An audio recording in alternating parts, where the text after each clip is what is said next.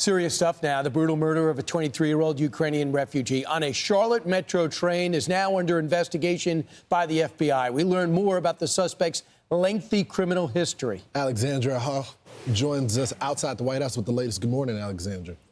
Well, good morning to you. Yeah, there is a lot to learn on this criminal history. And the suspect had previously walked free on cashless bail. That was based on a written promise he made to improve his behavior. Also, his own mother had pled to have him behind bars just due to his ongoing troubles, his issues, and the threats that he had made.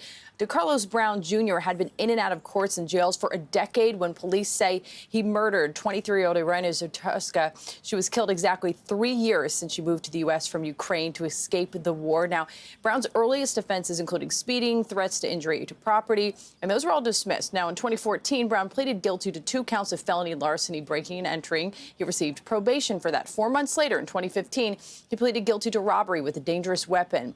Since he was out in probation, he was sent to prison, but he was released 6 months early. He spent 5 years in prison.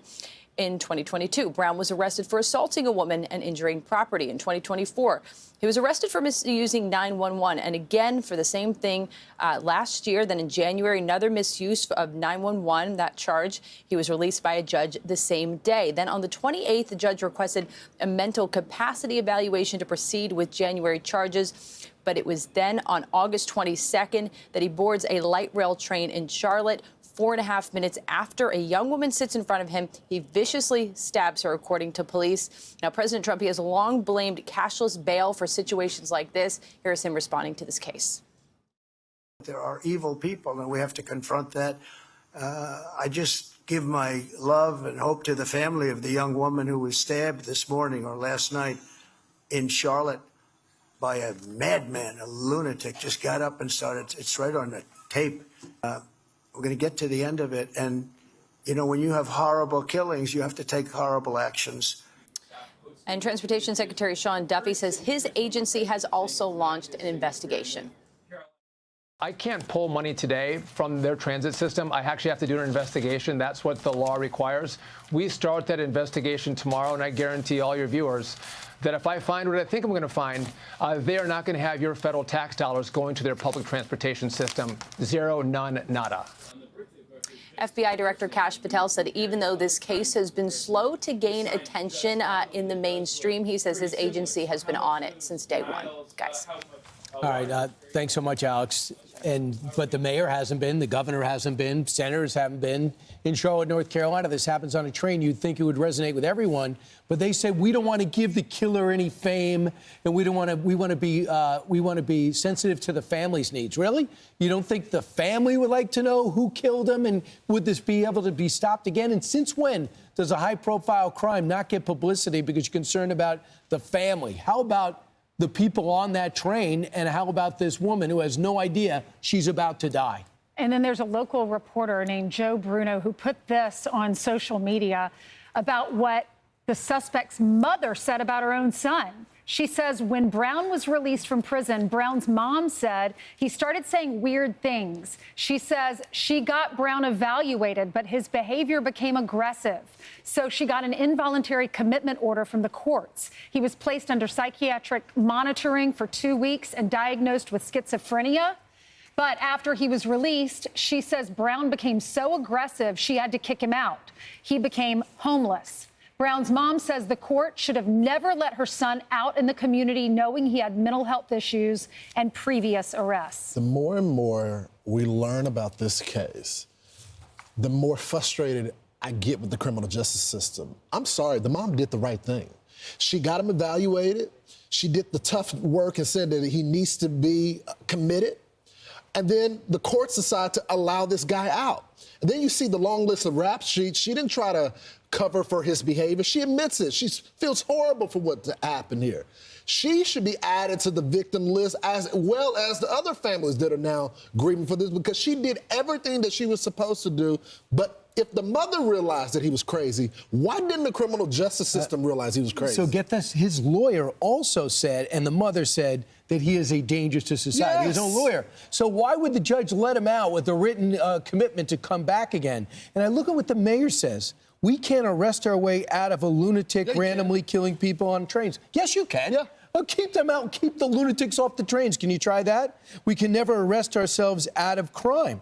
Yes, you can. And if you could take a dent out of it and be logical about it. If you read the affidavits, he told officers wrote that he believed, the suspect believed, that there was man-made materials inside his body controlling his eating, walking, and talking. And he wanted officers to investigate his man-made material that was inside his body.